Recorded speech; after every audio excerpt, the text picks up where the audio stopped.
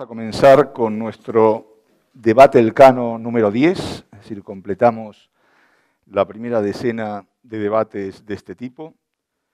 El de hoy es sobre Venezuela, salidas para una crisis, lo cual implica que de alguna manera partimos de una perspectiva optimista, es decir, asumimos y luego veremos en qué medida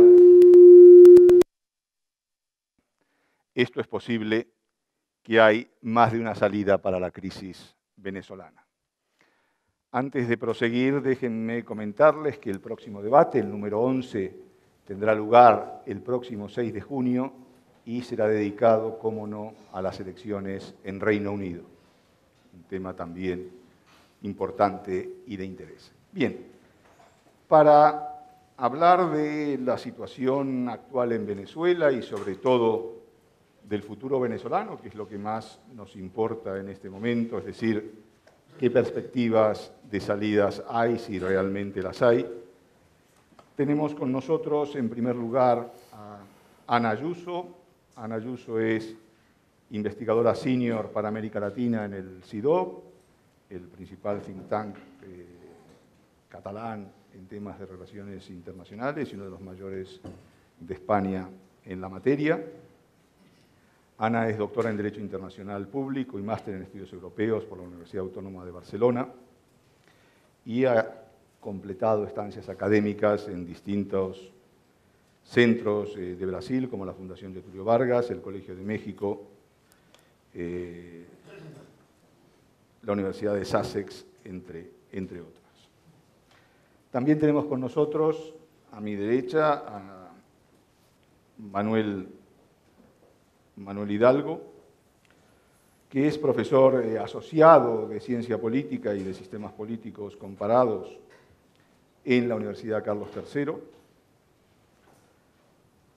Ha realizado largas estancias de investigación en Venezuela. Yo me atrevería a decir que es el español que más y mejor conoce de Venezuela en este momento.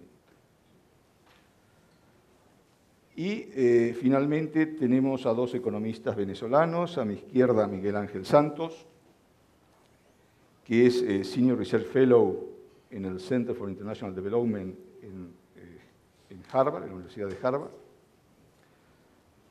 Miguel Ángel Santos, antes de llegar a esta parte de su vida académica, ha tenido una vida profesional previa en distintas empresas, y su recorrido académico también es importante. Y finalmente, a mi derecha, a Orlando Ochoa, que es doctor en Economía por la Universidad de Oxford, fue becario Andrés Bello, que era la principal beca del gobierno venezolano para profesionales, jóvenes profesionales en Oxford. No estuve en la cátedra, estuve de visita, pero no estuve en la cátedra. Pero bueno. Ha trabajado en el Banco Central de Venezuela y actualmente es profesor en la Universidad Católica Andrés Bello de Caracas. Bien, estos son los protagonistas que nos van a acompañar hoy para hablar de Venezuela, una situación, la actual, realmente complicada, una situación que implica crisis variopintas de distinta índole, crisis política con un poder ejecutivo enfrentado al poder legislativo, mientras que el otro poder del Estado, o los otros poderes del Estado, según la actual Constitución, están subordinados al Ejecutivo, como es el poder judicial y el poder electoral. Nos encontramos también con una crisis económica en diversas manifestaciones, desabastecimiento, inflación, problemas de tipo de cambio y, para agravar todo esto, un problema estructural con la principal actividad económica del país, que es el sector petrolero, con una empresa como PDVSA que está pasando momentos bastante complicados. Pero también hay una profunda crisis social marcada por un aumento espectacular de la inseguridad en los últimos años, y esto afecta la vida cotidiana de los venezolanos, que no solamente deben dedicar una parte importante de su jornada a hacer colas de distinto tipo para garantizarse su abastecimiento, sino también a velar por su seguridad desde los ángulos más variados. Y es evidente que este estallido de la inseguridad afecta sobre todo a los sectores más pobres de la sociedad, ya que los sectores mejor situados cuentan con mayores recursos para poder pagarse seguridad privada, para poder blindar sus automóviles, para poder construir vallas o alambradas con las cuales proteger sus viviendas. Esta crisis, o esta suma de crisis, pues, está golpeando al país desde todo punto de vista. Antes, situaciones complicadas solían resolverse con una elección de distinto matiz, pero convocadas con bastante asiduidad, cuando el gobierno tenía la garantía de que efectivamente las podía ganar. Hoy la situación ha cambiado de forma considerable. Las garantías para el gobierno, dadas sus elevados índices de rechazo, son prácticamente cero, y las dificultades para llegar a acuerdos entre gobierno y oposición, dado los enormes costes que tiene para el gobierno retirarse de sus posiciones y para la oposición acceder a negociar con el gobierno, son sumamente complicadas. Y así estamos en una situación bastante complicada, una situación en la que algunos no ven salidas, en las que otros piensan con mayor o menor razón, y algo de esto veremos en el debate de hoy, si hay algún actor, como por ejemplo las Fuerzas Armadas, que puedan desempatar esta situación trágica en la cual estamos, o si por el contrario las Fuerzas Armadas son un componente más del sistema y por lo tanto no se puede contar con ellas. Hay evidentemente elementos imprevistos que pueden ocurrir de aquí al futuro, y esto puede hacer cambiar las previsiones de un día para otro, de un momento para otro, dada la gran inestabilidad por un lado y sobre todo la gran incertidumbre que acompaña el proceso venezolano. Bien, vamos a trabajar esta mañana de la siguiente manera. Vamos a tener 3 rondas de intervenciones de nuestros participantes en este debate, que intentaremos que sean de 5 minutos cada una, para luego poder pasar a un tiempo de preguntas y respuestas con el público. Para comenzar, deberíamos preguntarnos cómo hemos llegado a la situación actual. ¿Cómo se llegó hasta aquí? ¿Qué es lo que ha hecho posible que estemos donde estemos? El orden de las intervenciones va a ser, en primer lugar, Manuel Hidalgo, que se va a centrar en las cuestiones más específicamente políticas, lo cual no quiere decir que todo el mundo pueda hablar de todo lo que se le ocurre y de más allá. En segundo lugar, Miguel Ángel Santos y luego Orlando Ochoa, que nos brindarán una perspectiva más económica. Y finalmente, Ana Ayuso, que nos planteará la perspectiva internacional, sobre todo desde la óptica de los demás países latinoamericanos, que es un tema bastante importante y recurrido en relación con la crisis venezolana. Y la segunda ronda, luego sobre la tercera ya hablaremos, pero la segunda ronda girará en torno a la pregunta de, bueno, estamos donde estamos, hemos llegado hasta aquí por distintos motivos, pero ¿podremos salir de donde estamos? ¿Hay salida para la crisis actual? Y si la respuesta eventual es positiva, es un sí, ¿cómo se puede salir de los misterios? Lo cual tampoco es fácil. Manuel. Carlos, muchas gracias. Quería agradecer a la organización la invitación para estar con ustedes hoy aquí, y a Carlos por moderar y a ustedes por la asistencia. La pregunta primera que nos has lanzado, ¿cómo se llega hasta aquí? Me hacía pensar cuando hablabas en la novela de Vargas Llosa, cuando decía cuándo se jodió el Perú, ¿no? Quiero decirles que en 5 minutos decir cómo se llegó hasta aquí, son muchas las cuestiones, ¿no?, que intervienen y se entrecruzan, ¿no?, en esta crisis. Pero yo creo que básicamente lo que tenemos después de punto fijo, ¿no?, que concluye en el 98, es una élite cívico-militar que apuesta por un proyecto que progresivamente se va radicalizando, y yo creo que eso es muy claro a partir del año 2007, un proyecto que tiene elementos muy diversos, muy variopintos, tiene elementos populistas, tiene elementos estatistas muy claros, elementos socialistas, aunque de ellos muy imprecisos, elementos autoritarios y, ¿por qué no?, también democráticos. De hecho, yo diría que la primera etapa del periodo de Chávez es un régimen más bien híbrido, ¿no?, hasta esa famosa radicalización en las elecciones a partir de las elecciones del 2006. Ahí hay ciertos elementos de la coyuntura que quizá luego convendría analizar, pero yo creo que es claro hasta ahí la apuesta, y hay esa radicalización hacia lo que también hemos visto en otros lugares, lo hemos visto en Rusia, en otros países latinoamericanos, también en Asia y en África, como son los autoritarismos competitivos. Son regímenes que dejan cierto espacio a la oposición, pero realmente el campo de juego está muy desnivelado y progresivamente lo que se hace es achicar el campo de juego y dejarle cada vez menos espacio.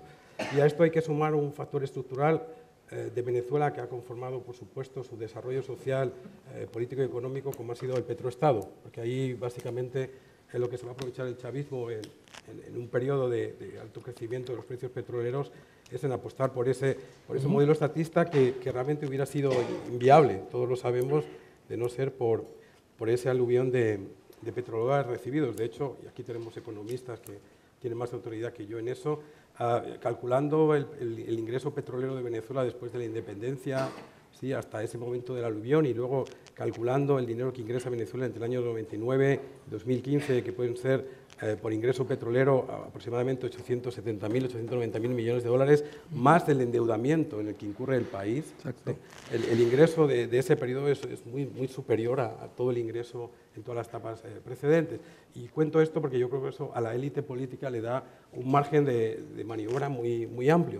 Lo que sucede con posterioridad es que ese modelo por el que apuesta esta élite, que yo creo que se caracteriza mucho por la improvisación, yo creo que es una élite que ha sido muy poco capaz, ¿no?, de vislumbrar incluso un proyecto, aunque no pudiera ser compartido por parte de la sociedad. También una élite muy ineficiente. Yo creo que otra característica muy importante de la Venezuela actual, ¿no?, es esa ineficiencia en la gestión, una elevadísima politización, si ya con anterioridad la había, con posterioridad ha sido mayor, incluso podemos verlos en industrias señeras, tú mencionabas como la industria estatal petrolera PDVSA, yo creo que eso es clave, y en otros ámbitos de gobiernos podemos ver las rotaciones o las personas a los puestos que han llegado, ¿no?, y podemos ahí trazar muy bien las familias dentro del chavismo, pero también esa incapacidad de tener en mente un proyecto claro, más allá de algunas generalidades. Creo que eso también ha sido un factor que estaba ahí. Por supuesto, se han exacerbado luego otros fenómenos que en la etapa anterior al 99 se criticaban, pero que ahora se han elevado a la N, como es el rentismo, como es el estatismo, como son las regulaciones y, por supuesto, como es la corrupción, ¿no? Quiero decir que hay un conjunto de elementos que han incidido y que llevan a algo que creo que es muy claro y que a veces no se repara suficientemente, y es que Venezuela ya tenía problemas muy importantes para el año 2010-2011, y se lo dejan a los economistas en cuestiones productivas.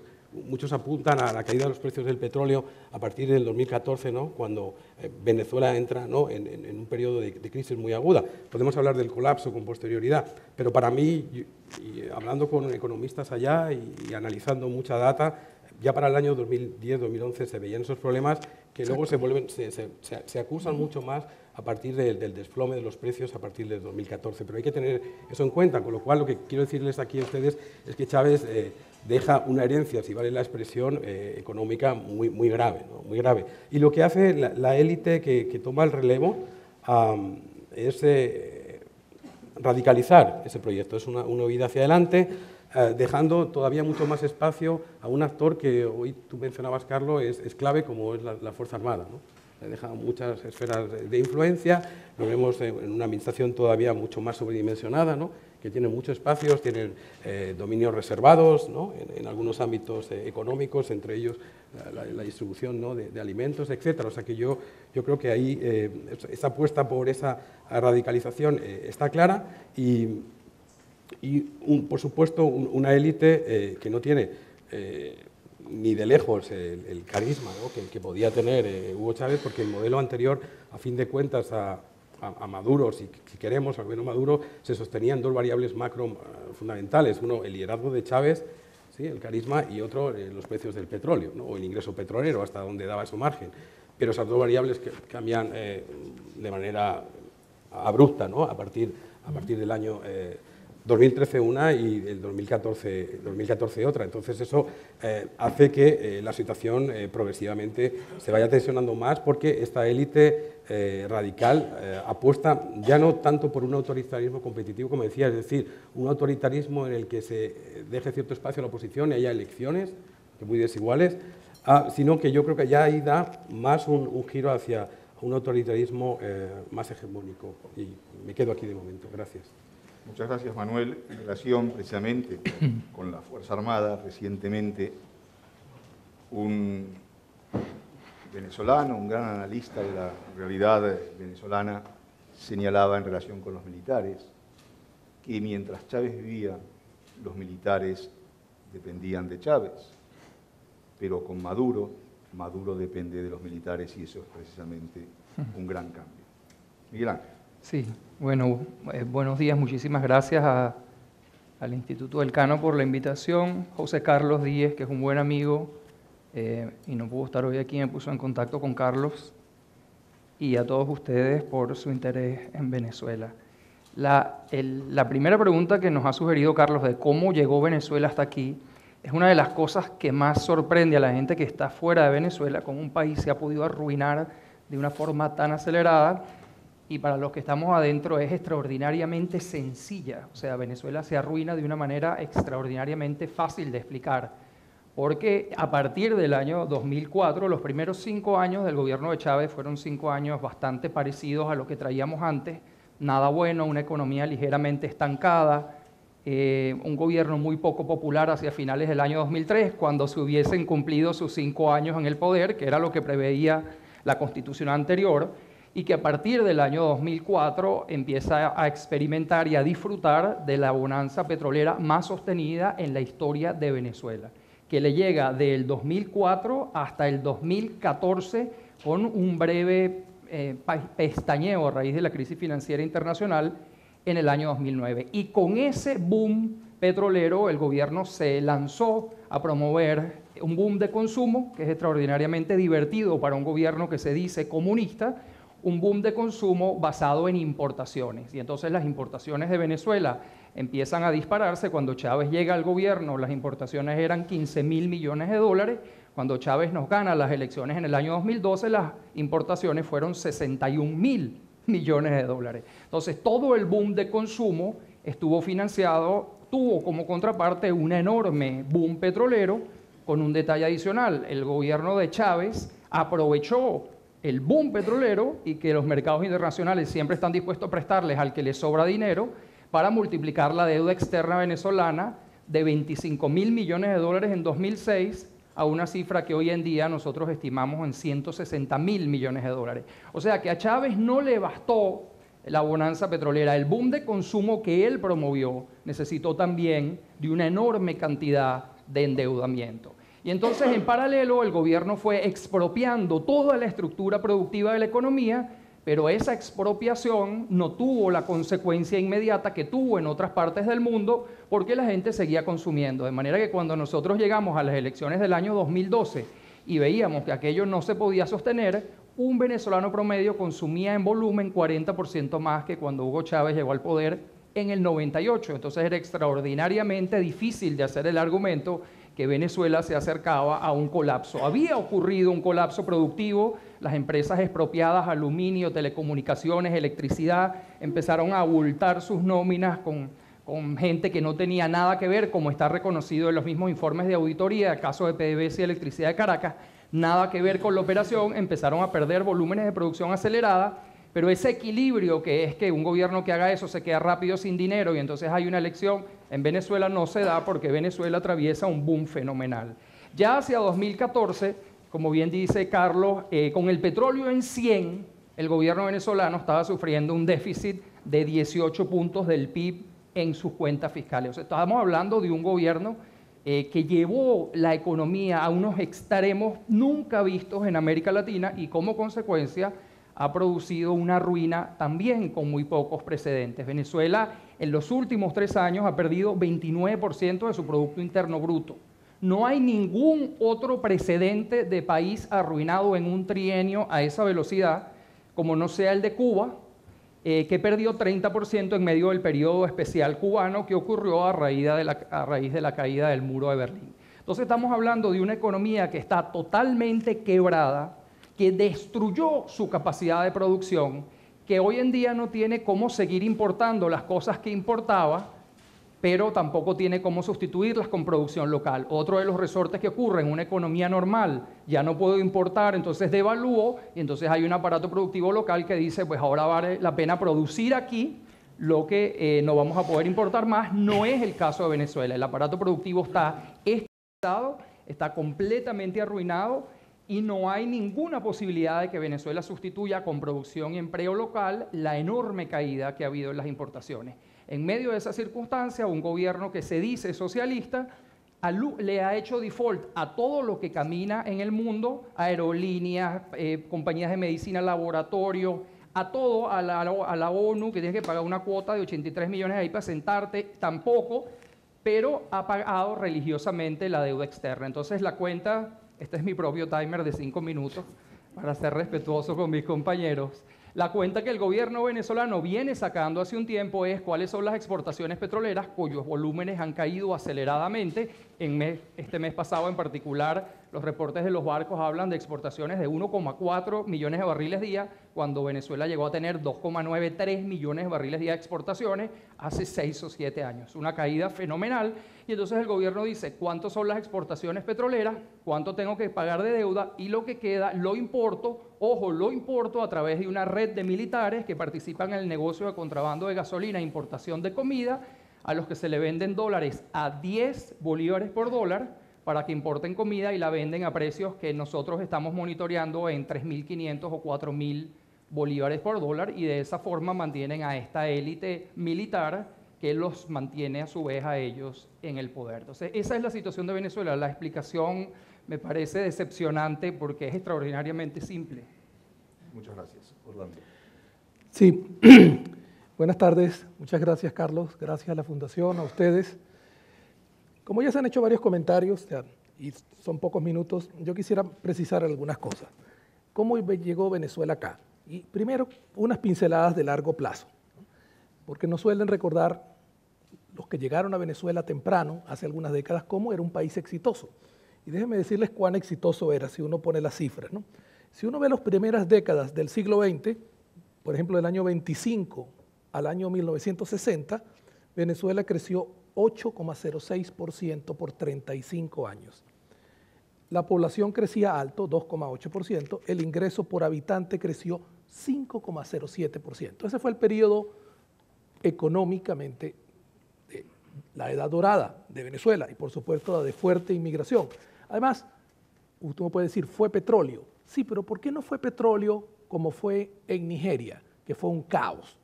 En esa época Venezuela fue orden fiscal, disciplina monetaria, inflación promedio en esos 50 años 1,1% anual por 35 años. Crecimiento de la producción petrolera 11,95, casi 12%. Fue la etapa de despegue. En los años 60, del 60 al 74, con la democracia, el volumen de producción petrolera creció, los precios decrecieron, la industrialización pequeña, sencilla, de una economía de 6 millones de habitantes, disminuyó y crecimos 4,2% del 60 al 74. Luego vino el boom petrolero del 74 y del 74 al 98 entramos en problemas fiscales, inflación, inestabilidad cambiaria, corrupción, deterioro socioeconómico y los índices sociales a partir del principio de los 80 comienzan a deteriorarse y la pobreza crítica que había disminuido comienza a crecer. Siempre fue una economía subdesarrollada, dependía del petróleo.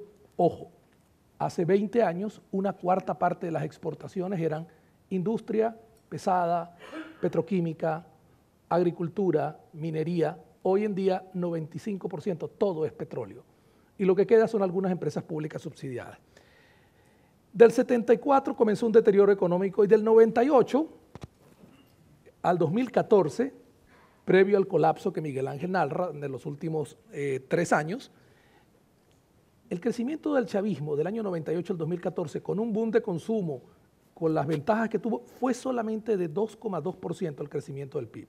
Como la población creció 1,8%, el crecimiento del Producto Interno Bruto por habitante llegó a 0,4%. Y eso sin introducir, por supuesto, los últimos años que lo ponen en colapso.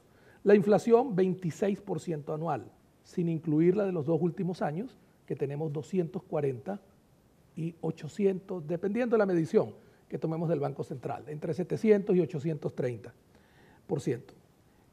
Es decir, hubo un periodo de errores en manejo económico, de deterioro socioeconómico, que llevó a cuestionar los partidos políticos tradicionales, la democracia cristiana y la socialdemocracia, del 78 al 98.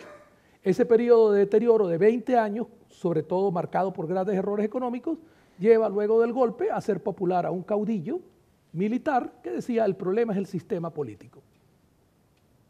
Gana las elecciones, estoy totalmente de acuerdo con lo que dice Manuel, los primeros años fueron híbridos. De hecho, Hugo Chávez solía decir, me gusta la tendencia de Tony Blair, hablar de una tercera vía y por el estilo. Tenía asesores radicales, pero comenzó moderadamente. Después de los incidentes del 2002, 2003, paro petrolero, caída, golpe, como se quiera interpretar, que ocurrió, Hugo Chávez comienza con un proyecto más asertivo, de radicalización moderada y tomar control. Tomó el control de Petróleos de Venezuela, tomó el control de las Fuerzas Armadas y también, ahí coincido con Manuel, en enero del 2007, ya luego de haber ganado una elección presidencial en diciembre del 2006, la segunda, bueno, ganó la primera en el 98, ganó la del 2000 por la nueva constitución y ganó la de diciembre del 2006. En enero del 2007, eso lo subestiman, pero conociendo a varios de los que estaban involucrados, viendo los proyectos, tenemos poco tiempo, tengo que resumir. Recuerdo en enero de 2007, Hugo Chávez va a la Asamblea Nacional y dice, vamos hacia el socialismo del siglo XXI. Y lee en plena Asamblea Nacional una carta de la Conferencia Episcopal Venezolana que le pregunta ¿qué es el socialismo del siglo XXI? Y Hugo Chávez, para hacerlo bien explícito, se voltea y le dice al ministro del Interior, Pedro, hazle llegar los 3 tomos del Capital de Carlos Marx para que entiendan de qué estamos hablando. Entonces, el socialismo del siglo XXI no era exactamente repetirlo todo, evidentemente que reconocían que habían errores, pero recuerdo la tesis que Giordani y otros manejaban. El socialismo del siglo XX falló por un número de razones. El socialismo del siglo XXI va a tener 2 características distintas. Esa era la parte que comenzó ya un proyecto delirante, ¿no? A partir de 2007, realmente delirante. Uno, ya tenían una influencia enorme en América Latina. Con Brasil y Argentina tenían simpatías ideológicas, pero además grandes contratos para uno y otros de suministros de alimentos, otros de obras públicas. Con el Caribe comenzaba Petrocaribe para darles petróleo barato, con lo cual todos los votos importantes de Sudamérica y de la OEA, del Caribe en la OEA, estaban controlados. Recuerdo que un asesor de política exterior del chavismo decía, la diplomacia petrolera puede controlar estas dificultades. Ahí comienza el proyecto radical del 2007, que para el 2010 entra en serios problemas, comienza el financiamiento monetario, el boom empieza a hacer aguas, los préstamos de China llegan hasta el 2013 y comienza esta brutal caída. Y por supuesto ahora no quieren elecciones, todo el proceso de énfasis en elecciones, y comienzan, hay rasgos realmente que uno ve marxistas-leninistas en la cúpula chavista, que es toda de formación de ese tipo, fuera de los militares, y hay rasgos populistas y por supuesto la enorme corrupción que entra en contradicción. Pero lo dejo hasta aquí, creo que hemos comentado ya varias cosas. Muchas gracias. Ana. Muchas gracias, igualmente agradecer la invitación con este plantel tan interesante, ¿no?, que tenemos aquí. Pues sí, como adelantaba un poquito, el contexto regional ha ayudado también en gran medida a que se generara, digamos, toda la consolidación del chavismo como una fuerza regional y no solamente nacional. Olvidemos que el ascenso de Chávez al poder, que él dice que él mismo decía que era una consecuencia de unas décadas perdidas en que América Latina sufrió las consecuencias de la crisis de la deuda externa, y que a partir de esas consecuencias sociales que se dieron en toda la región, apareció lo que se llamó el giro a la izquierda, ¿no? El giro a la izquierda, con una serie de gobiernos izquierdistas, en los cuales no fue todo el mundo igual, ¿no? Y se empezó algunos sectores más pragmáticos, ¿no?, con reformistas, y otros sectores que se fueron radicalizando. Pero esa década de bonanza económica con ese giro a la izquierda generó unos cambios de alianzas regionales que dieron lugar al surgimiento de organizaciones regionales que cambiaron el regionalismo latinoamericano, y surgieron esas nuevas organizaciones. El ALBA, por ejemplo, era el núcleo central, ¿no?, más ideológico de Chávez, en el que se construía ese socialismo del siglo XXI, era el núcleo, ¿no?, más cerrado, en el que se unieron al principio Bolivia, Nicaragua y Cuba, pero se fueron después uniendo todo ese grupo de países del Caribe que hoy todavía son parte del sostén en las grandes organizaciones como la OEA o la CELAC, y se crearon otras en alianza con otros países que no abrazaron ese socialismo del siglo XXI, pero que sí simpatizaban, como Brasil y Argentina, que con esas organizaciones trataban de construir un contrapoder, de alguna manera, a la influencia norteamericana en la región. Era lo que se llamó, por algunos autores, el regionalismo post-hegemónico, ¿no?, que era un poco, desde algunos sectores se contraponía, ¿no?, a la OEA como organismo regional con influencia de Estados Unidos. Bueno, ese regionalismo dio lugar a esas organizaciones como la UNASUR, que generaron una serie que fueron un instrumento, ¿no?, de generar esas nuevas alianzas en la región más ideologizadas, y que de alguna manera dieron lugar a mutaciones en los mecanismos de integración regional anteriores. Por ejemplo, la salida de Venezuela de la CAN dejó a la CAN prácticamente en supervivencia, ¿no? Es una organización que se ha quedado coja porque se le fue uno de sus principales socios. La entrada de Venezuela en UNASUR contribuyó al estancamiento de UNASUR, y siempre tuvo en Mercosur, y tuvo siempre sus complicaciones, ¿no?, de frenar, hasta que ha habido un cambio regional. La CELAC y la UNASUR han sido alianzas que se han dado entre las grandes potencias para construir, y junto con la incorporación de Cuba, construir ese relato de una América Latina pues autónoma, y que se reafirmaba, y mientras se afirmaba también un proyecto socialista en la región. Eso de alguna manera también coincidió pues, con una política de Estados Unidos también más apaciguadora, ¿no?, por parte de, sobre todo, el primer mandato de Obama, que incluso se acercó a Chávez, quiero decir, como tratando de buscar caminos de encuentro. Eso cambió ya después en el segundo mandato, en el que ya se fueron acelerando esos cambios, de alguna manera, esa radicalización del sistema. Bien, todos esos digamos, asociaciones o alianzas que se hicieron, sobre todo, como se ha mencionado, con Brasil y Argentina como grandes pilares, grandes potencias en América del Sur, eso está cambiando en la actualidad. El giro giro que se ha dado en la política argentina y brasileña está condicionando pues, que Venezuela ahora mismo pues, no tenga esos apoyos en la región, aunque sigue manteniendo una serie de influencia. Por otra parte, ese creciente aislamiento regional ha llevado a Venezuela de alguna a buscar otros aliados fuera de la región, ¿no? Y esos aliados están siendo pues esas, como lo llamabas, el autoritarismo competitivo, como Rusia de Putin o como por ejemplo la China, que es ahora mismo el principal financiador de Venezuela. Es uno, me corregiréis, pero creo que en estos momentos básicamente el principal acreedor de Venezuela es China, con lo cual se ha cambiado. Se detuvo. Entonces, hay que ver un poco, China estará calculando ahora a la estabilidad, porque a China le interesa poco a lo mejor los derechos humanos, pero sí le interesa la estabilidad del país y probablemente eso pueda ser un factor que también determine la posible mantenimiento, ¿no? Digamos, actual de la situación de Maduro económicamente al punto del colapso, ¿no? Muchas gracias. No, evidentemente los chinos se dieron cuenta de que su riesgo en Venezuela era sumamente importante y eso llevó de alguna manera a replantearse su presencia en el país, lo cual no quiere decir que se hayan ido de ningún modo.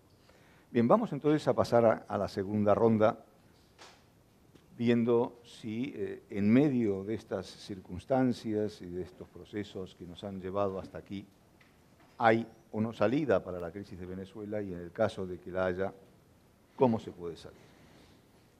Manuel. Bueno, de nuevo. Otra pregunta fácil. Para 5 minutos está muy bien. Sí. Gracias por estos retos que nos planteas. Bueno, yo, en torno a la salida, yo voy a hablar un poquito más de escenarios, ¿no? Para intentar, luego hablar con el resto de ponentes y con el público. Yo creo que aquí ahora mismo en la actualidad hay dos variables fundamentales a la hora de hablar de los escenarios con esa crisis de fondo, ¿no? que se ha expresado en este panel. Una es la movilización, ¿sí? Lo que se llama en Venezuela la calle. Que yo no sé bien, a ver ahora, que no sé bien hasta qué punto podemos dicotomizar entre si movilización o calle. Como saben ustedes, se dio en otras coyunturas en el 2014, ¿no? En el 2016, ahí a veces se cometieron errores, pero yo creo que un elemento aquí muy importante para ver los posibles cambios que se puedan dar, ¿no? es la movilización, ¿no? La intensidad que puedan tener, las repercusiones, eso unido con algo de negociación, pero creo que es una de las grandes variables. Y la otra es que se conoce, yo creo, muy claramente en otros procesos de cambio que ha habido, ya sean democráticos o no, es la posible división de élites que puede haber. Y eso es dentro del chavismo, que es una élite cívico-militar. Pues ahí tenemos, se hablaba dentro de la élite civil, ¿no? De sectores más radicales, más moderados, aunque yo creo que hay distintas familias, y por supuesto luego está el estamento militar, ¿no? Entonces, para mí esas serían las dos grandes variables que habría que considerar en un momento en el que la situación, como tú apuntabas al inicio, Carlos, es muy fluida y se pueden producir cambios en poco tiempo. Pero bueno, dicho esto, y teniendo en cuenta la evolución del régimen, un régimen que además ha apostado por pagar la deuda externa puntualmente, y lo decía Miguel Ángel Santos y se expresaba también en el contexto económico. Ahí el interrogante es si se puede producir un default del país en el año 2018. Creo que Venezuela podría llegar a cumplir los compromisos del 2017 o están jugando a cumplir eso, diferir las elecciones, como hemos visto, y además apuntar a la recuperación de los precios del petróleo, ¿no? Un poco vamos a postergar, ¿no? Y diferimos, por eso la arena electoral estaría más intervenida. Pero si tenemos en cuenta estas dos variables, a mí se me ocurren básicamente 3 o 4 escenarios, alguno con más probabilidad que otro. Por un lado tendríamos lo que podría ser una posible negociación entre sectores de la oposición y ciertos sectores del chavismo. Es decir, que podríamos ver una situación en la que algunos grupos chavistas den un salto y, por ejemplo, se exprese, por ejemplo, en la Asamblea, ¿no? que la oposición pudiera pasar a tener los 2/3 de la Asamblea y pudiéramos ver no solo manifestaciones, sino acciones, por ejemplo, de la fiscal, ¿no? Mucho más claras. Ahí podríamos ver algunos cambios, ¿no? Eso es una posible salida que yo veo. Perdonen. una posible salida que yo veo. La otra posibilidad que no se nos escapa es que dentro del chavismo sectores moderados, ¿sí?, impongan ciertas condiciones y eso lleve aparejados cambios, desde cambiar al presidente a la agenda económica, porque está claro, o por lo menos desde mi punto de vista como politólogo, que a menos que se produzca un cambio político que no necesariamente tiene que ser democrático, no va a haber cambios económicos fundamentales en Venezuela. Y yo creo que eso tiene que quedar claro. Y ahí sí que creo que se podría producir también una situación de desbloqueo en esa negociación que sería más interna en el chavismo, ¿sí?, y que pudiera tener alguna repercusión. Pero también tenemos otra posibilidad y es que se siga apostando por esa radicalización, como hasta ahora, por parte del chavismo, esa huida hacia adelante, y que hubiese acuerdos entre ellos internamente y se avanzase con esta propuesta de una asamblea constituyente comunal, ¿no? Esa podría ser una posibilidad y ellos internamente podrían ir negociando sobre la marcha y en función de variables internacionales y nacionales pudieran mantenerse y llegar a unas hipotéticas elecciones a celebrar. No hay que olvidar que el chavismo todavía tiene unos niveles de popularidad en torno a 25 o 30%, o sea que tiene todavía apoyos. Otra cuestión es la insatisfacción que hay con el presidente y la necesidad que ven incluso chavistas muy radicales de que se produzcan cambios, ¿sí? Pero yo creo que el chavismo no ha desaparecido, ¿sí?, de lo que es la sociedad venezolana y eso me parece muy importante.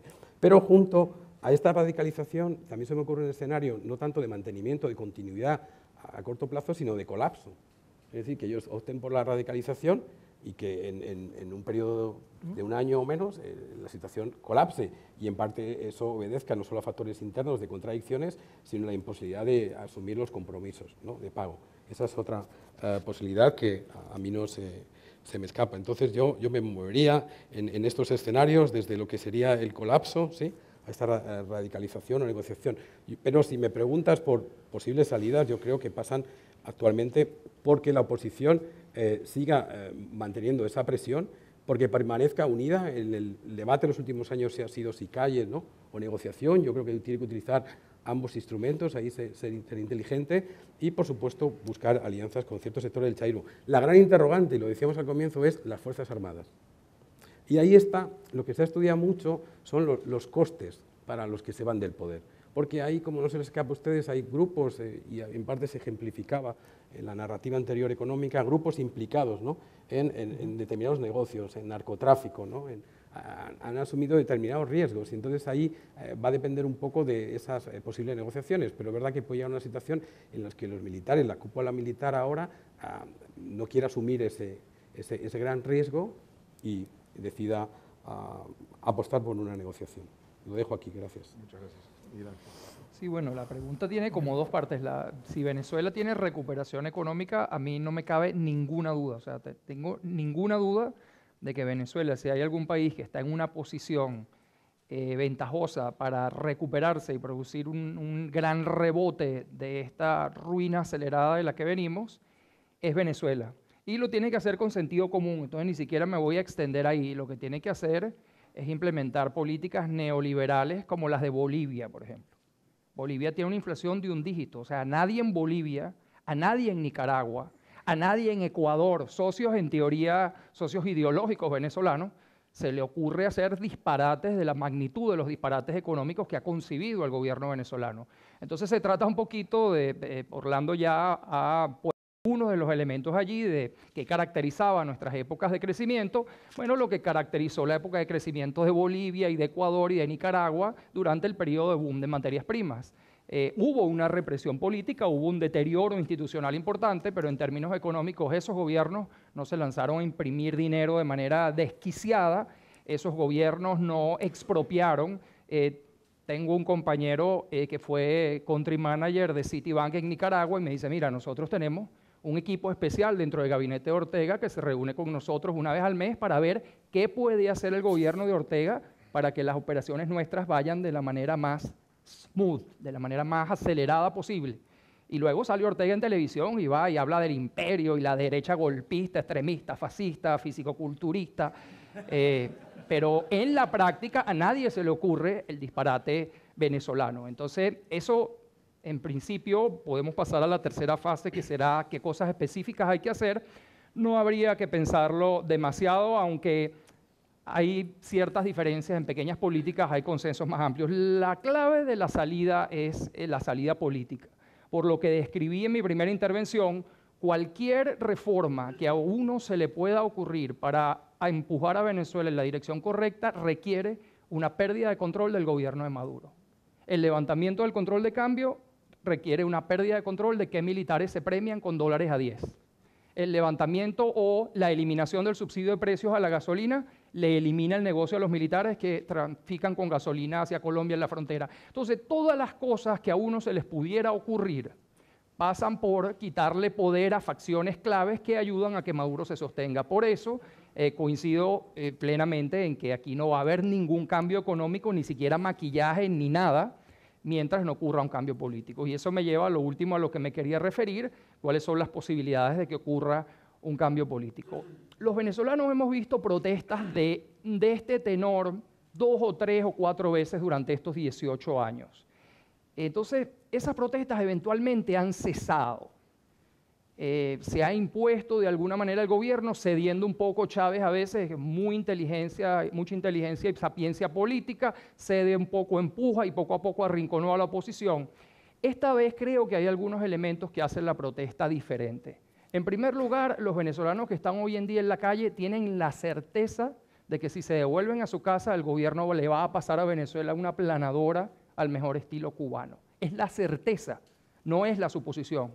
Enrique Capriles ha sido un líder de la oposición que explotó y buscó agotar todas las vías institucionales, electorales, constitucionales, democráticas para darle una salida a la crisis.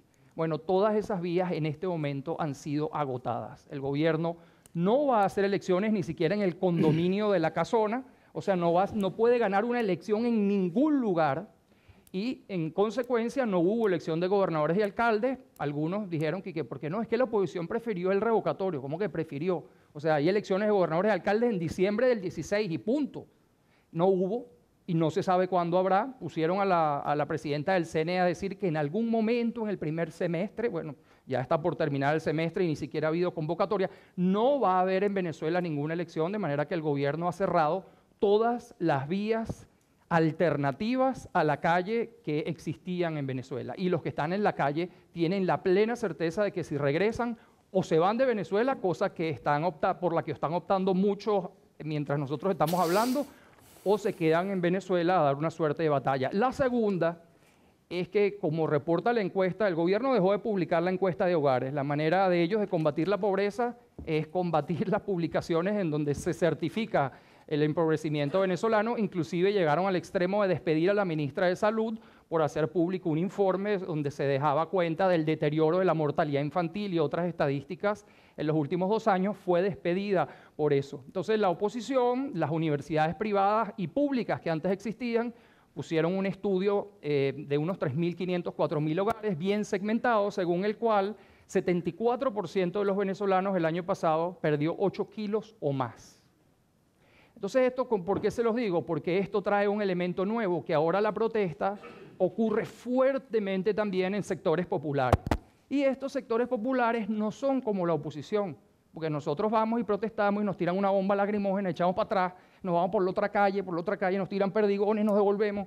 Estos sectores populares, cuando el gobierno los ha atacado, les han disparado de vuelta y les han respondido de una manera muy agresiva.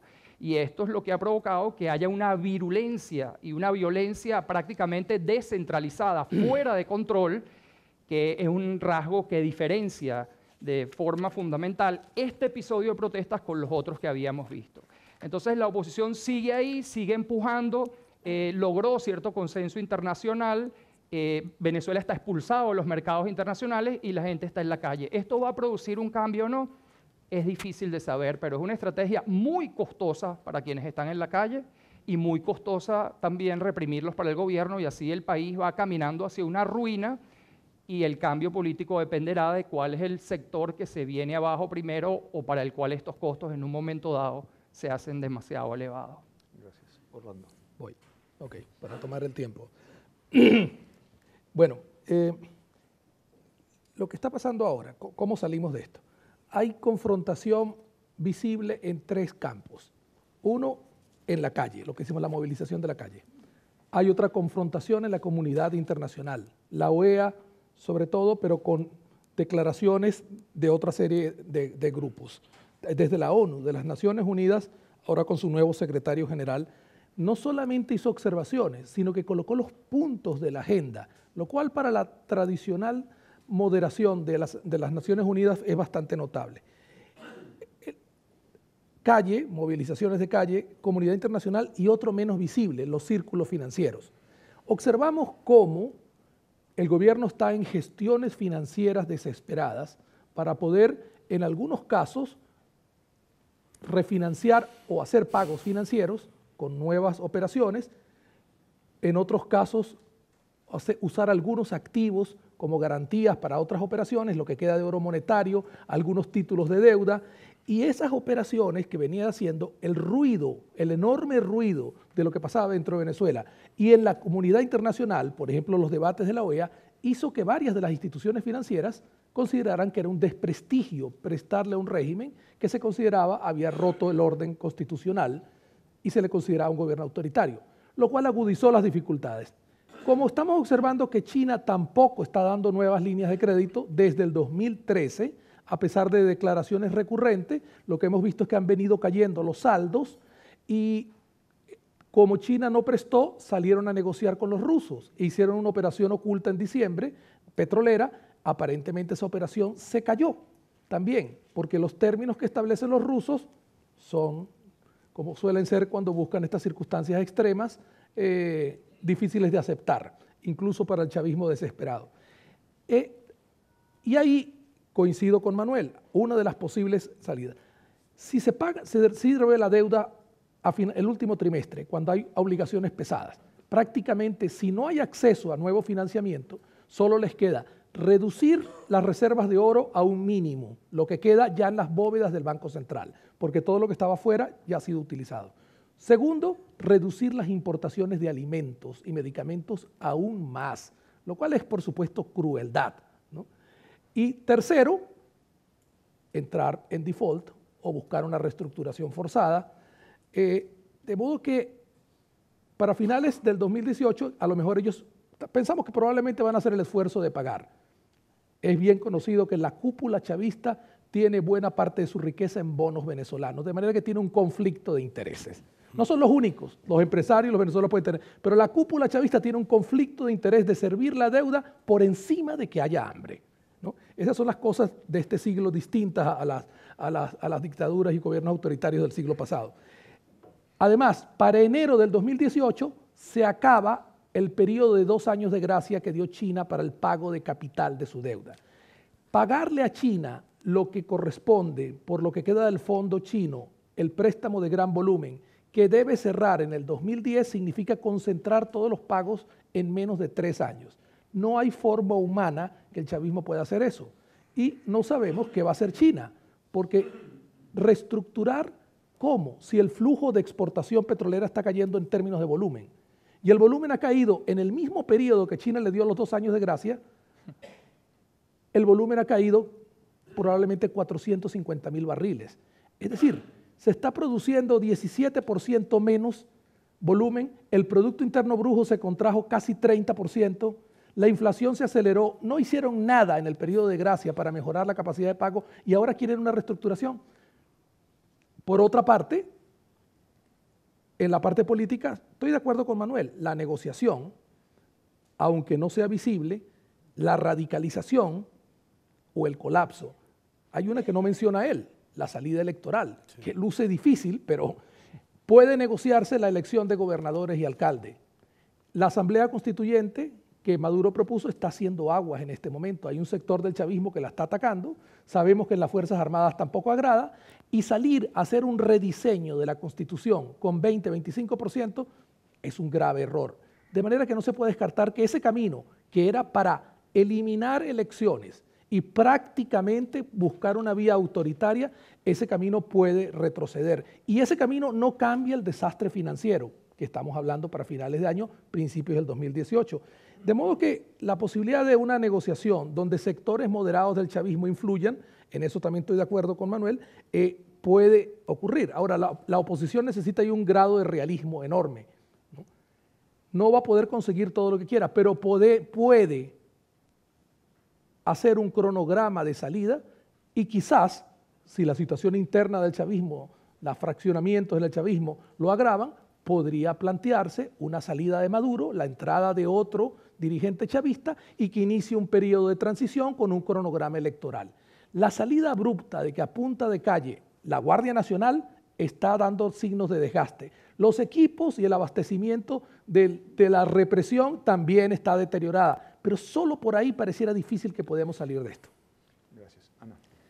Sí, bueno, en el ámbito regional, los intentos de intervención regional, las mediaciones han sido bastante decepcionantes, la verdad, porque ha habido bastantes intentos de acercar y justamente de buscar el diálogo, que es como el mantra, ¿no?, que se exige, hay que hacer diálogo, pero lo que hemos visto es que más bien hay la sensación de que Maduro ha utilizado ese diálogo para ganar tiempo y de alguna manera burlarse de las propias instituciones y conseguir el retraso del revocatorio, que fue básicamente lo que consiguió con el diálogo, con esa mediación que se produjo, sobre todo patrocinada por la UNASUR en un primer momento y que no dio ningún resultado, porque en realidad era un diálogo de sordos en que no se llegaba realmente a ninguna de las peticiones de la contraparte, que ni siquiera el tema de los presos políticos, ¿no?, que era uno de las líneas primeras, ¿no?, la liberación de los presos políticos, no se llegó a avanzar ni un ápice en esa dirección. Por lo tanto, la credibilidad de la UNASUR a la hora de plantear el diálogo,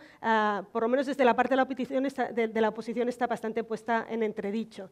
Incluso el Vaticano, ¿no?, que intentó introducir también una mediación, el propio arzobispo decía, bueno, casi nos sentimos burlados, ¿no?, que ha habido una burla por parte de ese abrazo del oso que dio Nicolás Maduro al Papa Francisco, pero que después, a cambio, ni siquiera se dio una señal, ¿no?, de apaciguamiento o de cambio de dirección. Por lo tanto, la verdad es que esa parte de diálogo se ha desacreditado, entonces es muy difícil que desde fuera se pueda generar. La presión política, la OEA ha apostado por eso, ¿no?, con Almagro, que ha sido el principal adalid de la denuncia, ¿no?, del camino, del agravamiento de la situación hacia lo que él llama ya directamente un golpe de Estado. Y que ahí está en discusión. Yo creo que en la parte de mediación se va a conseguir muy poco, salvo que desde dentro se encuentre un interlocutor nuevo que no puede ser los que ha habido hasta ahora y que sea de común acuerdo de ambos. En el caso de la OEA tenemos de momento que hay un cierto bloqueo, ¿no?, porque todavía no se ha conseguido que haya los 2/3 para aplicar la Carta Democrática. Sin embargo, es significativo que Venezuela saliera de la OEA, se presentara su dimisión o su salida justo antes de tomar esta decisión, con lo cual era de alguna manera me desentiendo, no me importa, ¿no?, lo que pueda decir la OEA, pero aún así, aunque no le importe, un aislamiento regional sí tiene consecuencias sobre Venezuela, ¿no? Entonces yo creo que el camino de una presión política, las sanciones económicas en cambio yo creo que son contraproducentes porque en mi opinión lo único que tienden es agravar todavía más la situación de la población venezolana y por lo tanto creo que es preferible mantener una cierta relación económica porque una cosa es el colapso financiero y otra cosa es el colapso de impedir totalmente las importaciones que implica penurias para la población. Desde la sociedad internacional yo creo, por una parte, ser claros en cuáles son las líneas rojas, ¿no?, establecer las líneas de los principios democráticos, elecciones, liberación de presos, eso como líneas, que es lo que está haciendo Estados Unidos, lo que está haciendo la OEA, lo que está haciendo ayer mismo el Consejo Europeo lanzaba ese mensaje, que hasta ahora no se había oído, hasta ahora era solo el Parlamento Europeo el que había hecho resoluciones tajantes, ahora parece que también ya el Consejo se da cuenta que se está cruzando una línea roja más y que es necesario también tomar. Sin embargo, es cierto que quizá desde la Unión Europea ha habido un poco de dejación, ¿no?, de hacer seguimiento de lo que estaba pasando en Venezuela. Muchas gracias. Bien, vamos entonces con la tercera y última ronda. En los años 80, 90 del siglo pasado, la idea de transiciones a la democracia en América Latina tuvo una fuerte presencia. Hoy quizás en relación con Venezuela deberíamos replantearnos si habría que introducir este concepto y sobre todo si sería de alguna utilidad.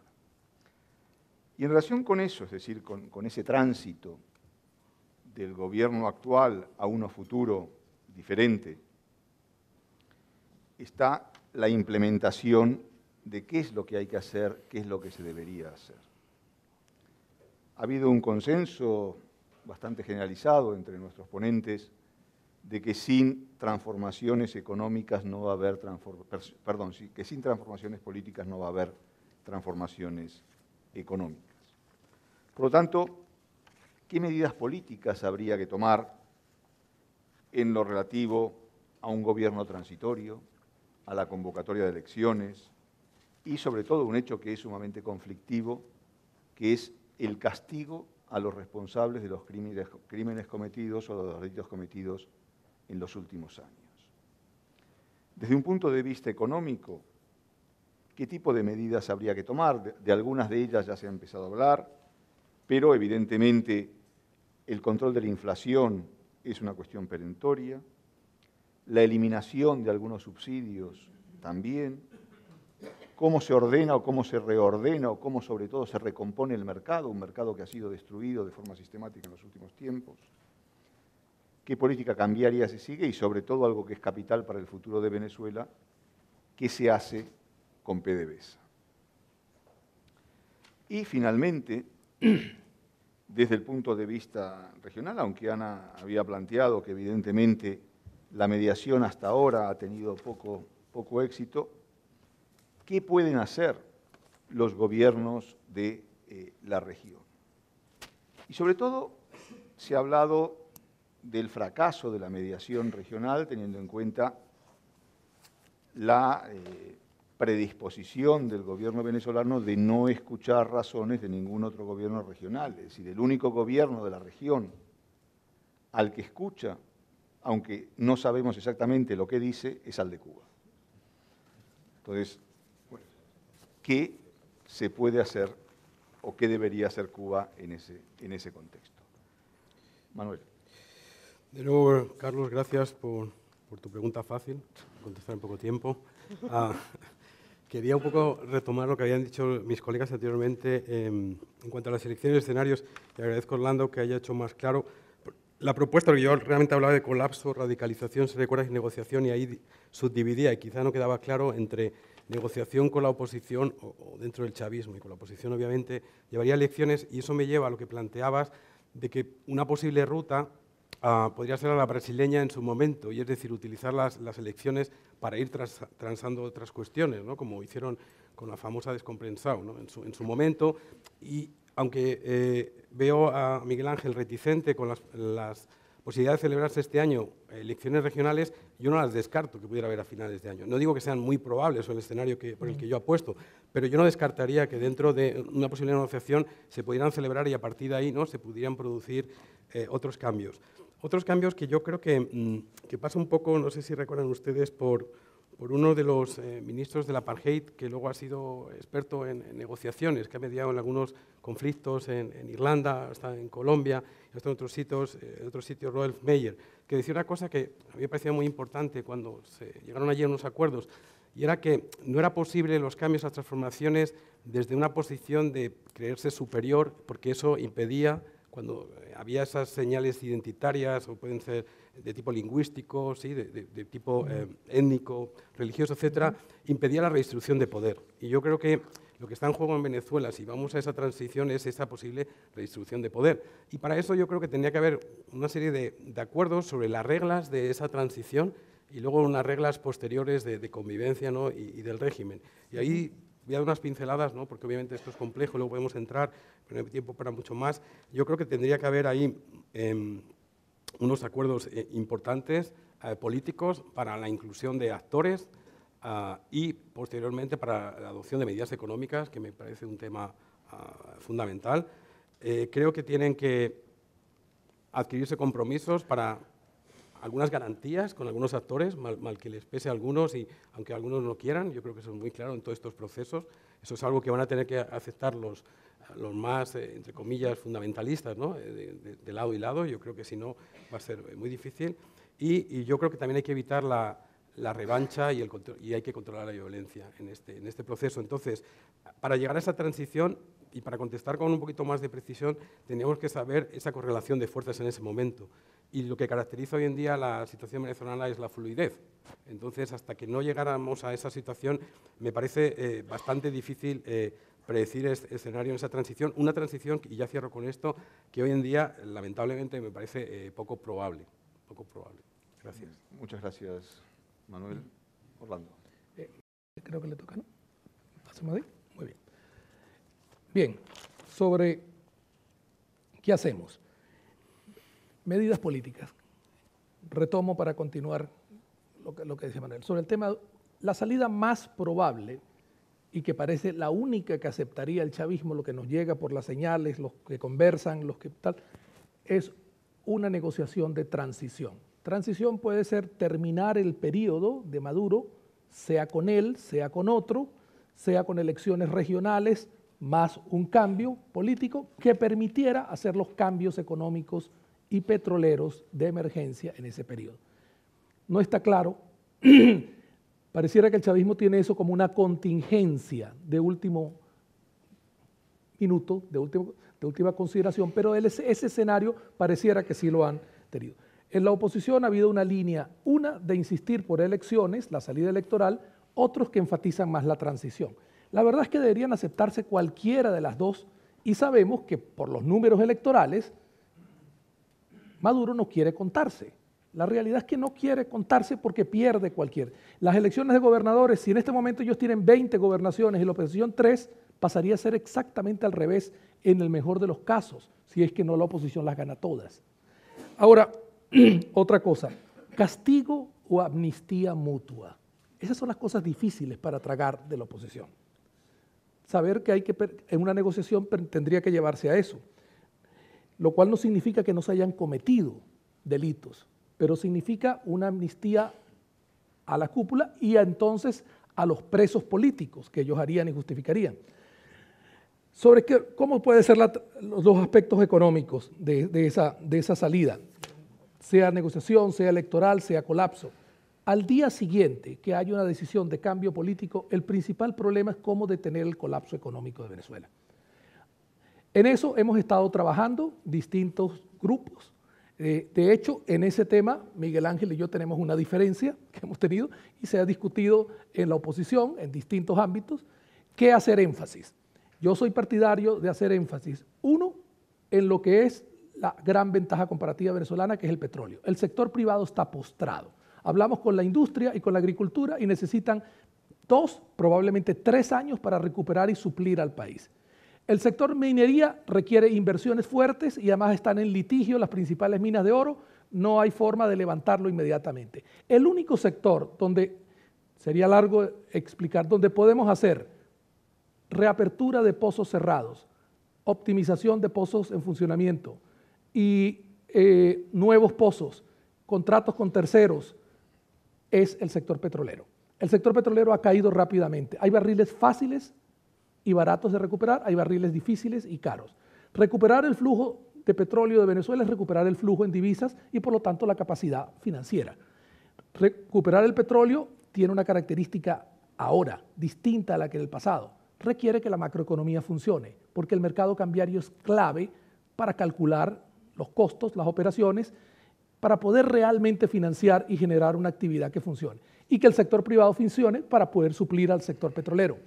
La mitad del sector petrolero está en manos de empresas mixtas, paralizadas, y la otra mitad en PDVSA producción propia. Hemos examinado con un equipo de ingenieros petroleros, expertos en financiamiento, y hemos visto la posibilidad, hemos hablado por todo el mundo, y se puede hacer. Y se puede levantar una cantidad importante rápidamente, para fines petroleros y para fines económicos. Evidentemente hay que ir a los mercados voluntarios, a reperfilar deuda una vez que se tenga un plan.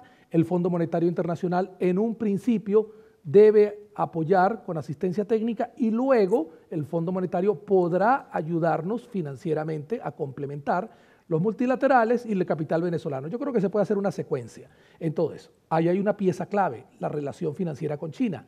hay que reestructurar con China. Y la relación con China es en base a petróleo. Con el Fondo Monetario hay que reorganizar.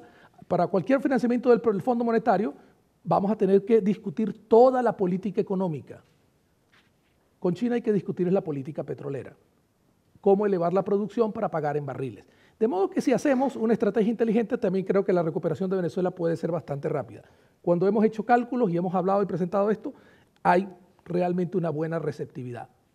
5 años podríamos, no solamente se trata de elevar la producción, se trata de cambiar la composición de la producción, mejorar las refinerías, los mejoradores de crudos extrapesados, disminuir las importaciones, una reorganización de la oferta que puede colocar 3 millones exportables en 5 años, como caso óptimo. 2.700.000, 600.000 como caso base. De manera que creo que esa sería la ventaja y en eso probablemente tendríamos más consenso para terminar, porque en el chavismo, si llegáramos a negociar una transición, en el chavismo hay una resistencia como punto de honor a que el Fondo Monetario juegue el papel central. Y un país petrolero debe usar sus activos petroleros antes de ir a los multilaterales. Ese también es mi punto. Muchas gracias. Sí, bueno, prefiero siempre empezar, sobre todo cuando estoy tan cerca de tipos como Orlando, por las cosas en las que estamos de acuerdo, ¿no? La catástrofe venezolana ha tenido el producto de generar cierto consenso sobre las cosas que se necesitarían hacer. Yo les digo, tenemos mucho tiempo los dos tratando con políticos venezolanos y hoy en día uno va y habla y hay unas palabras que antes no podías usar que ahora las puedes usar. O sea, liberación de precios ahora se puede decir. Antes tenías que decirlo dando un vueltón por detrás y no diciendo exactamente eso. Privatización es el caso. Hoy en día hablas con cualquier persona con algún peso en la oposición y te habla de la importancia de restaurar los activos expropiados al sector privado para tratar de restablecer la dinámica productiva. Entonces, en relación con la liberación del control de cambio, que se puso para prevenir una fuga de divisas que ya ocurrió y hoy en día es un corral para mantener gallinas adentro, pero ya todas las gallinas se fueron. Entonces tú sigues ahí con el corral, no queremos levantar el corral, pero ya ahí no queda una gallina. Un estudio que yo hice con Carmen Reinhardt salió publicado por la Kennedy School, prueba que la fuga de capitales de Venezuela fue mayor con control de cambio que sin él.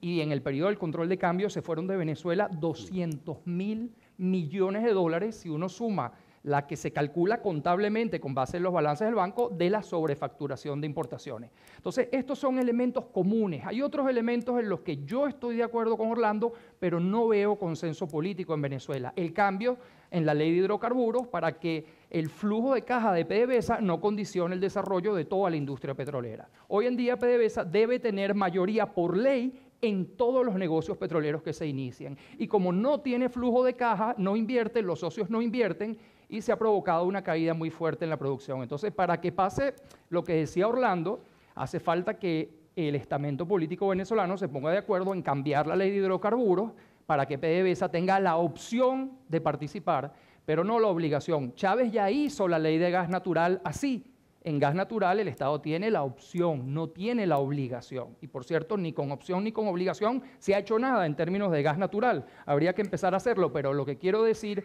es que ya hay algunos precedentes. La diferencia yo creo que son más sutiles.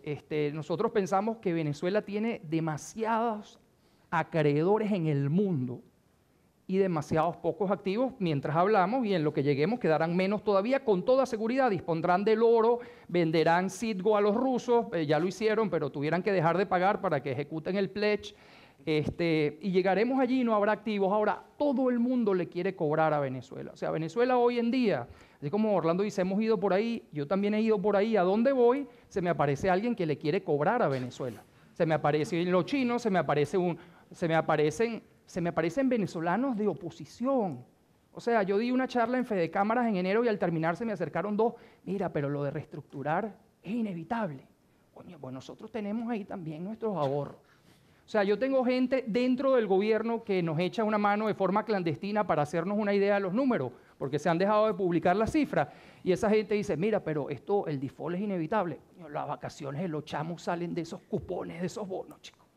Esto me lo encuentro yo en toda Venezuela. Entonces, lo que quiero decir, coincido muchísimo con Orlando, creo que hay consenso para hacer muchas de las cosas que los dos queremos hacer.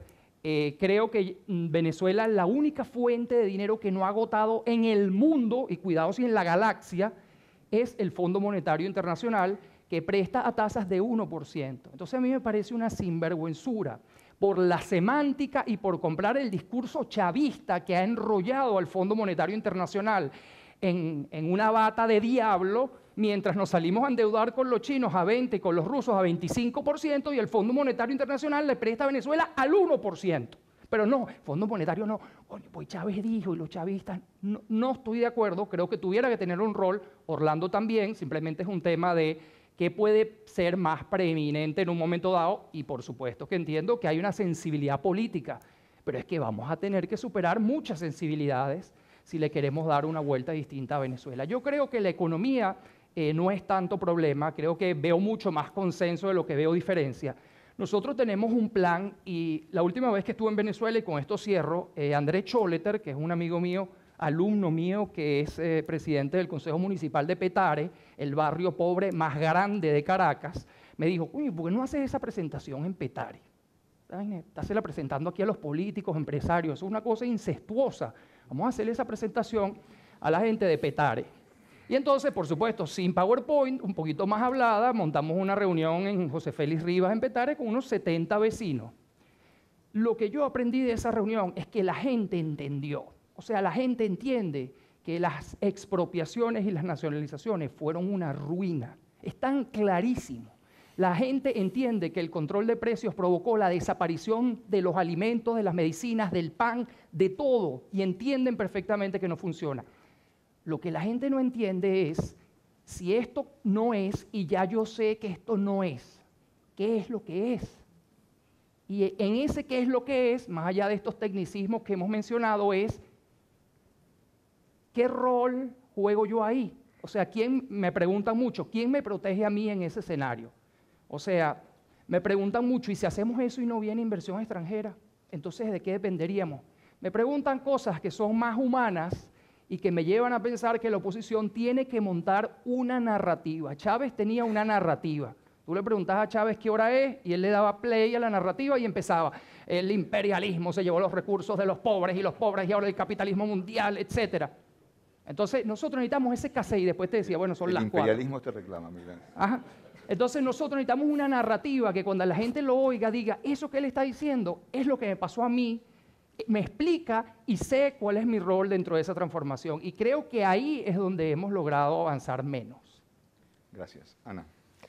Bueno, ¿qué pueden hacer las organizaciones regionales? Creo que ya están de alguna manera transformando, y una de las cuestiones es dejar de ser el altavoz de ese discurso antiimperialista y de guerra y de conspiraciones para pasar a tratar temas concretos de cómo se va a implementar y la exigencia sobre todo de unas elecciones, que yo creo que además tienen que ser unas elecciones libres de toda sospecha, es decir, una de las cosas que puede hacer las organizaciones regionales es exigir que haya una observación electoral, por ejemplo, que sea de verdad y no ese acompañamiento que se inventaron en UNASUR, ¿no? Es decir, que haya realmente unas elecciones en las que haya pluralidad y que haya igualdad de condiciones a la hora, aunque ahora mismo la oposición casi ni necesita, pero sí que es importante en algunos sectores, ¿no? Que haya eso.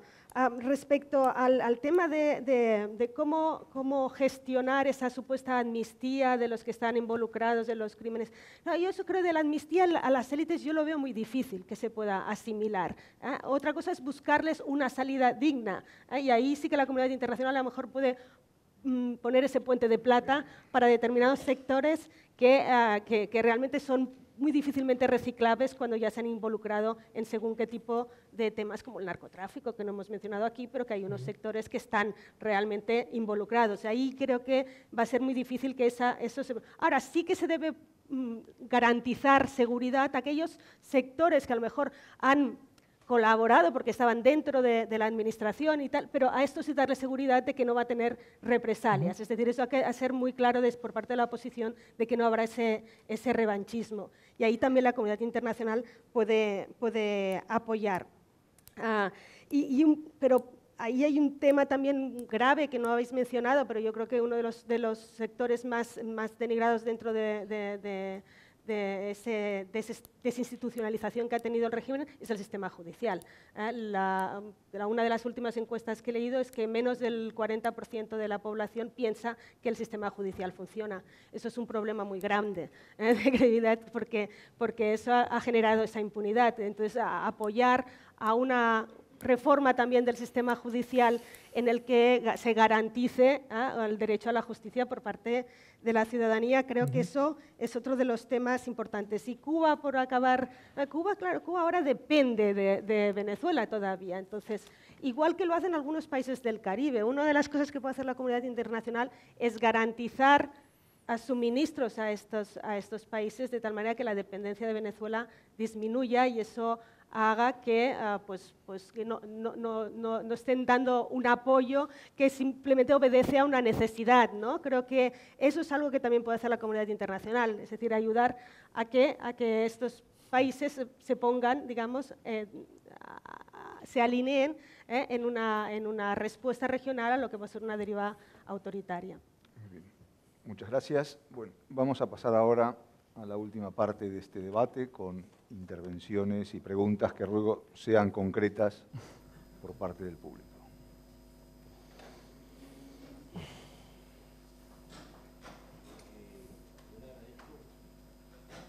Viene el micrófono. Voy a hacer.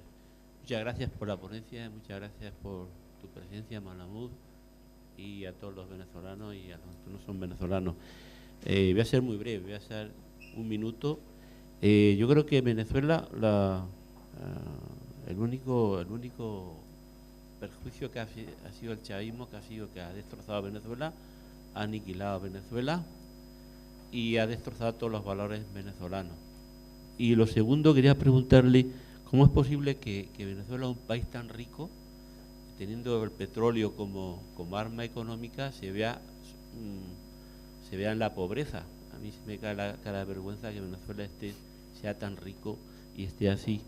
¿Y cómo es posible que Venezuela, que es un país donde el diálogo político no existe, porque no existe, donde el chavismo pues pasa olímpicamente de la oposición, cuando ellos hicieron una constitución bolivariana a su medida? ¿Y cómo es posible que Venezuela esté así? Y yo creo firmemente en la libertad de Venezuela y Venezuela va a salir adelante.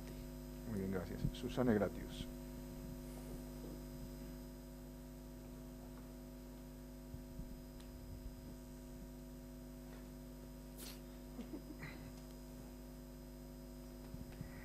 Muchas gracias. Yo quería preguntarle a Manuel Hidalgo un poco por su tesis inicial de la estatización, ¿sí? Yo creo que es más bien lo contrario, enlazando con lo que dijo Ana, de que tenemos casi un Estado frágil, que hay una deinstitucionalización y una dificultad en esa futura transición de reconstruir el Estado y qué tipo de Estado, ¿no? Y esto ligado a la inseguridad. Segunda pregunta, Cuba. ¿Hasta qué medida, una pregunta Ana, y cómo podría mediar Cuba, que tiene una gran influencia política sobre el régimen venezolano? Yo creo que allí quizá está ya una de las claves que mencionó Carlas. Gracias.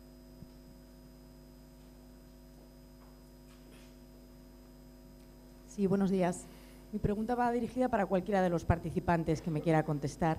Me gustaría saber qué actor o actores tendrían hoy por hoy la suficiente influencia sobre el ejército venezolano o sobre algunas facciones como para propiciar que las Fuerzas Armadas propiciaran un cambio de gobierno. Gracias. Sí, aquí. Muchas gracias. Soy estudiante de Relaciones Internacionales y me gustaría preguntar lo siguiente. La suspensión de Venezuela de Mercosur.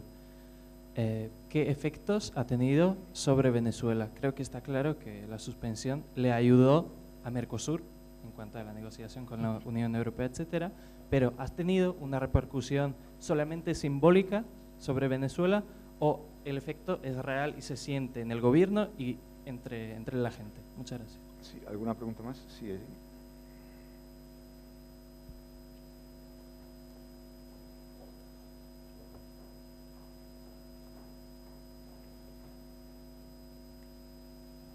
Sí, gracias.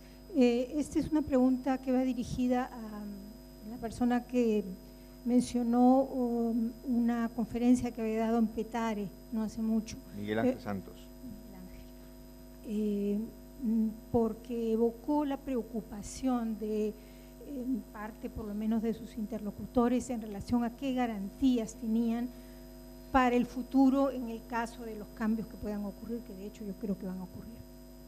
Y pienso en eso porque recuerdo una Venezuela en la que hubo el Caracazo, una Venezuela en la que en el segundo gobierno de Carlos Andrés Pérez, una Venezuela en la que, según un estudio que publicó el CENDES, por esos años, creo que fue Heinz Sontag el que publicó el estudio, los índices de participación electoral no llegaban ni al 60%, es decir, qué legitimidad tenía los partidos, fuera COPEI o fuera Acción Democrática, según los acuerdos de punto fijo, que tenía el respaldo de una mayoría de un 40% de los que habían votado. Entiendo que hay una parte de la población que debe estar preocupada por lo que viene después y me gustaría que profundizara en ese tema. Gracias. Bien. ¿Una pregunta más ahí? Sí, buenos días. Mi pregunta se refiere específicamente a esa posible amnistía o negociación que estaría haciendo, se haría en una posible transición. Está basada exactamente en los problemas gravísimos, que aquí se ha hablado políticamente y se ha hablado de la parte económica, pero desde el punto de vista social, como es el narcotráfico, entendiendo que la cúpula militar que rodea a Nicolás Maduro y su vicepresidente están solicitados por la DEA norteamericana por negocios ilícitos con el narcotráfico, y lo que vive cada día el venezolano que está protestando, que está siendo atacado por grupos paramilitares armados por el gobierno venezolano. ¿Qué solución podría darse quizás en un cambio político que deseamos todos los venezolanos? Bien, la última cuestión ahí y acabamos. Sí,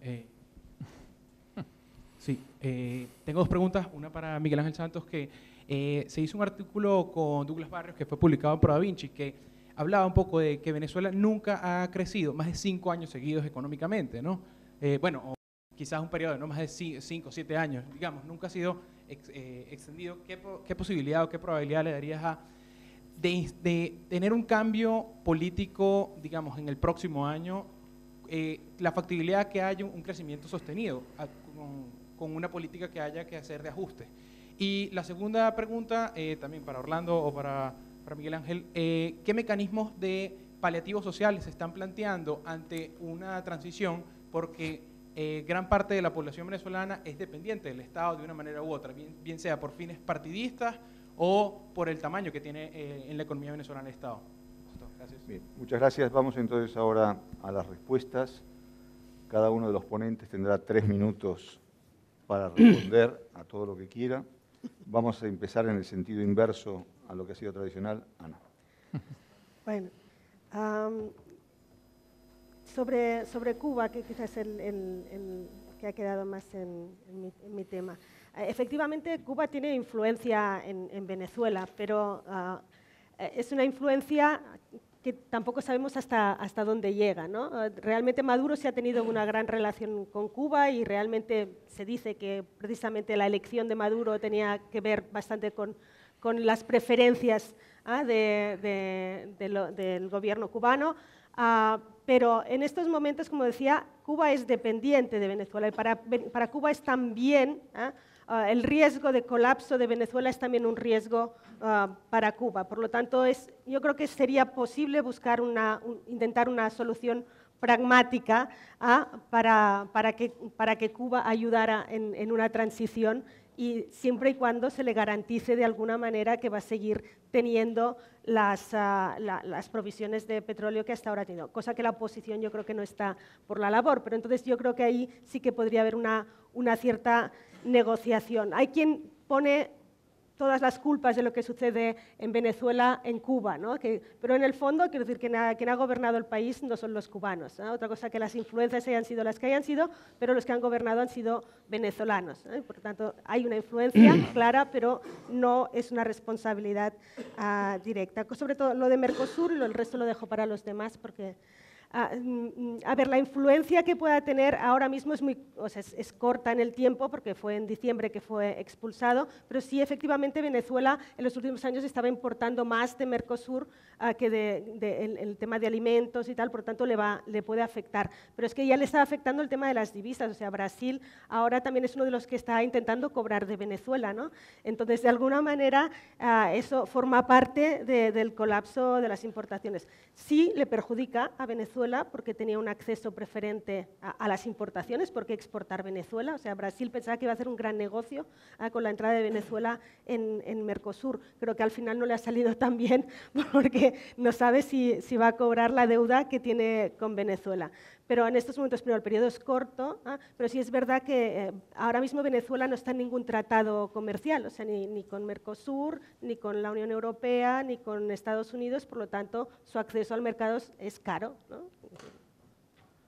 Miguel Ángel. Sí, bueno, me voy a referir a la pregunta que me hicieron de allá y de allá. Nosotros hemos venido trabajando en un programa para dejar de subsidiar cosas y pasar a subsidiar personas. O sea, uno de los grandes problemas del gobierno es que quiso subsidiar todo, la electricidad, el agua, la luz, la salud, las medicinas, la comida. Entonces, bueno, eventualmente las cosas desaparecieron. Entonces, como una de las grandes prioridades de lo que venga es restablecer el sistema de precios relativos, dejar que los precios cobren su nivel y empiecen a funcionar como señales de mercado para impactar la oferta, claro, la gente no va a tener con qué comprarse las cosas a ese precio. Entonces, hemos venido trabajando con Luis Pedro España y la gente de la Universidad Católica en un programa de subsidios directos a familias identificadas en municipios rurales muy pobres o en municipios urbanos, circuitos censales de 200 familias, donde se le daría todo. O sea, al comienzo, prácticamente la totalidad de Venezuela hoy en día es pobre. Si tú haces un esfuerzo de target el subsidio, vas a pasar más tiempo haciendo el esfuerzo que beneficiándote de haberlo hecho. Entonces, sería unas transferencias directas a las familias durante el primer año y luego, en función del tiempo, se pudiera ir afinando el subsidio. Pero la idea central es pasar de subsidiar cosas a subsidiar personas. Sobre el artículo que comentaste, nosotros lo único que quisimos hacer fue un ejercicio para pensar en cuánto puede volver Venezuela a recuperar su punto de máximo esplendor. El punto de máximo esplendor de ingreso per cápita de Venezuela fue en el año 1977.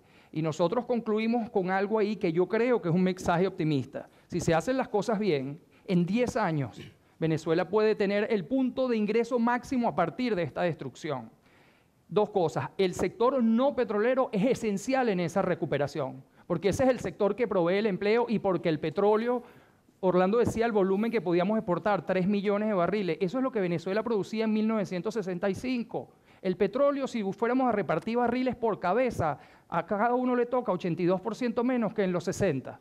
Entonces, ¿que hay que sacarlo? ¿Que hay que sacarle el máximo provecho? ¿Que es la única fuente de divisas con la que arranca Venezuela? Sin duda. Pero la clave de la transformación tiene que ser el sector no petrolero, y esto lo hicimos como para invitar a pensar en Venezuela de una manera distinta. Por supuesto, sacándole el máximo provecho al petróleo, a mí no me queda ninguna duda, pero también pensando qué reglas pusimos que antes de Chávez el sector petrolero venezolano entre el 77 y el 88 creció muy poco.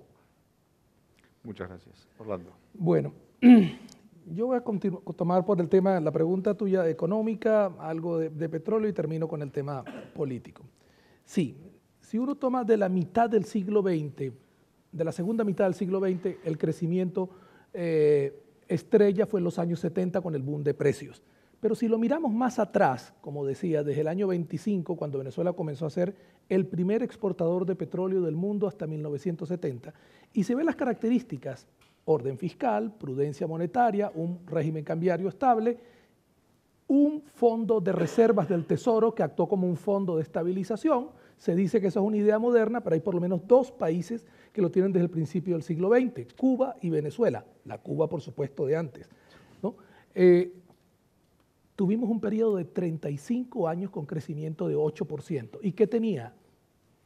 Desarrollo de un sector privado mirando hacia adentro, desarrollo de un sector privado internacional, prudencia fiscal, buen manejo monetario, en fin.